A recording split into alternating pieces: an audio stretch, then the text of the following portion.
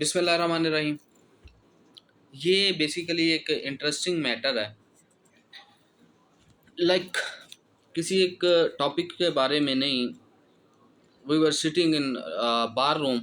आज सैटरडे था तो हमें टाइम मिल जाता है बार रूम में बैठने का, दोस्तों से मिलने का। हमारे सीनियर्स भी आते हैं तो हम वहाँ बैठ के गपशप भी करते हैं, चाय शाय भी पीते हैं। तो क्योंकि सैटरडे में हमें को फाइलिंग होती है तो हाई कोर्ट की फाइलिंग ही होती है, वहाँ केसेस तो होते कोई नहीं। तो वाइल सिटिंग हमारे जो सीनियर एक उस्ताद मोहतरम आए और उन्होंने बैठे और चाय शाय और हम बातें करने लग गए, क्योंकि हमारा टॉपिक जब हम यहाँ पे होते हैं हमारा टॉपिक मोस्टली जुडिशरी केसेस और जो मामला चल रहे हैं law related, new law whatsoever जो कि इस तरह का होता है, और some time political discussion also. तो बातों बातों में उन्होंने मुझे एक मैसेज दिखाया जो कि हमें वो लाहौर हाई कोर्ट से हमें फॉरवर्ड होता है केस के हवाले से कि ये आपका केस स्टेट को लगा हुआ है। मुझे हैरानी हुई कि उन उस्ताद मोहतरम की ये बात सुन के, हमारे सीनियर मोस्ट हैं, उनकी बात सुन के हम उनसे रहनुमाई भी लेते हैं कभी कभार। तो उनकी बात सुन के कि जनाब अली ये जो केस लगा है इस केस की मुझे कुछ नहीं पता ये क्या है, ना मेरे पास फाइल है, और ये कब का है, किसके खिलाफ किया था, और ये इस वक्त किस क्या सिनेरियो है, सिरे से मुझे नहीं पता। यस, पार्टी नेम है A versus B, private parties थी, और उसके बाद उसकी डेट है और लगा है chief justice of Lahore high court 29 के लिए। मैंने वो मैसेज देखा और मैंने ऐप खोली हाई कोर्ट की जो कि मेरे पास ऑलरेडी इंस्टॉल्ड है, और मुझे यहाँ से अपडेट मिलती है और सारा देखता हूँ केसेस और जो भी है। मैंने चेक किया। I was astonished to see the efficiency of the high courts or judiciary. That petition was pending since 2017. आपने सही सुना, सन 2017 के अंदर एक पिटिशन फाइल की थी, कंटेम्प्ट पिटिशन अगेंस्ट एसपी। जो बाद में जब मैंने वो सारी डिटेल निकाली ना, तो वो उन्हें याद आया कि हमने ऐसा कुछ किया था। Imagine the picture, after 8 years they are fixing the petition, contempt petition. And जो पिटिशनर है, जो पिटिशनर कौंसल है, don't know the accuracy, don't know the facts about the case कि हमने किसके खिलाफ किया था, कब किया था, like 8 years ago। That is astonishing for me to understand that what is the efficiency of the judiciary. A contempt is not just one example. We are also facing, have an pending petition, number of petitions, appeals, revisions, whatsoever since 2019 and 21 and 20, 6 साल, 5 साल easily. But look the matter, 8 साल बाद they are fixing contempt of court petition, जब council को भी याद नहीं है। और एक हैरानकुन बात यहाँ बताता हूँ।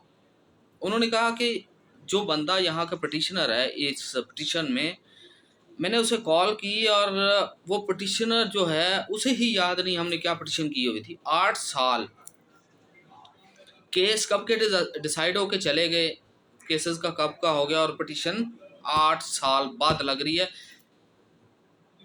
क्या जुडिशरी का सिस्टम है, एक कौन सा जस्टिस सिस्टम है। किसी पॉलिटिकल पार्टी लीडर का या किसी हाई फाई पर्सन का होगा तो सेम डे सुना जाएगा, सैटरडे को सुना जाएगा, इवन संडे को सुना जाएगा। लेकिन ये कॉमन पर्सन था जिसकी ये पिटिशन लगी हुई थी, that they remembered that it was against SP Gujranwala at that time 2007। I am talking about 2017, 8 years ago.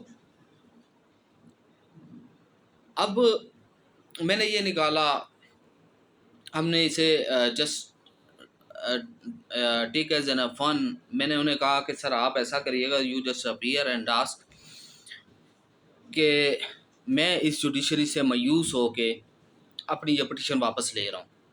Just also there is a question of legal question there, because जब आप petition file कर देते हैं contempt, there is a matter between the judiciary and that person who committed that contempt.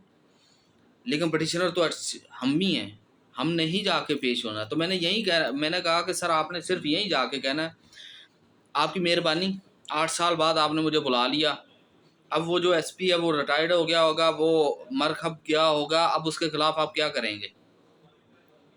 ये एक case नहीं है, ये एक केस की एग्जांपल नहीं मैं दे रहा, ये number of cases pending before the judiciary and they are doing nothing. Test adjournment, sometime left over, that's happening here। Justice system, मैं अक्सर कहता होता हूँ, बाद में बात ये कंडक्ट ऑफ कोर्ट मेरे ऊपर लेके आ जाएं, लेकिन मैं क्या करूं। बाद में मुझे कहें कि आप कंडम्प्ट कर रहे हैं, भाई कंडम्प्ट मैं नहीं कर रहा, मैं खामी बता रहा हूं आपको। 8 साल बाद आप कंडम्प्ट ऑफ कोर्ट की petition, let me give one more example. मैंने एक पिटीशन लगाई, writ petition against the police officials. अच्छा, वो रिट पिटीशन जो है वो एडमिट हुई, नोटिस हुए, एट द एंड 5-6 हियरिंग होने के बाद उसमें वारंट जारी हो गए पुलिस वालों के कि आप लोग पेश नहीं होते और जवाब नहीं आता तो इनको गिरफ्तार करके लेके आओ। व्हाट हैपेंड, 1.5 साल बाद, मैंने शायद इससे पहले भी इसका जिक्र किया हुआ कहीं वीडियो में, ये वो सारा कुछ। 1.5 साल बाद एक जनाब जज साहब आते हैं, मैं उनका नाम भी ले लेता हूँ, शाहिद जमील साहब आते हैं। इससे पहले ये किसी और के पास वो तारक सलीम शेख के पास, समझा रफीक साहब के पास लगती रही। तो शाहिद जमील साहब आते हैं और मैं उनके पास छठी हियरिंग में पेश होता हूँ। 6 हियरिंग हो जाती हैं, 1.5 साल गुजर जाता है, सीएम दे के मैं पुट करवाता हूँ। तो आप हैरान होंगे कि वो जज साहब के रिमार्क्स थे कि ये मेंटेनेबल नहीं है। कसम से उस वक्त मुझे गुस्सा तो बहुत आया, इस इलीगैलिटी पे अगर ये मेंटेनेबल नहीं थी तो ये 6 हेयरिंग चली क्यों और 1.5 साल मुझे जलील क्यों किया और पहले दिन क्यों नहीं खारिज की गई। आपके पास अकल ज़्यादा है दूसरों की निस्बत। खैर ये तो एक वो शायद जमील साहब आई थिंक रिटायर्ड, उन्होंने रेजिग्नेशन दे दिया हुआ था। पर बात करने का मकसद ये है कि जुडिशरी का ये हाल है। आप एक कंटेम्प्ट ऑफ कोर्ट पिटीशन जो है वो 8 साल बाद लग रही है, अब उसका क्या फ़ायदा होगा। आप जाएंगे और उन्होंने पता क्या कहना, वकील साहब ये तो हो गया है, 8 साल हो गए हैं, अब इस पे क्या होना है, या वापस हो जाएगी या डिसमिस हो जाएगी। क्या इनके खिलाफ, जिन्होंने ये इतनी देर पेंडिंग रखी है, या इनके खिलाफ कार्रवाई नहीं होनी चाहिए।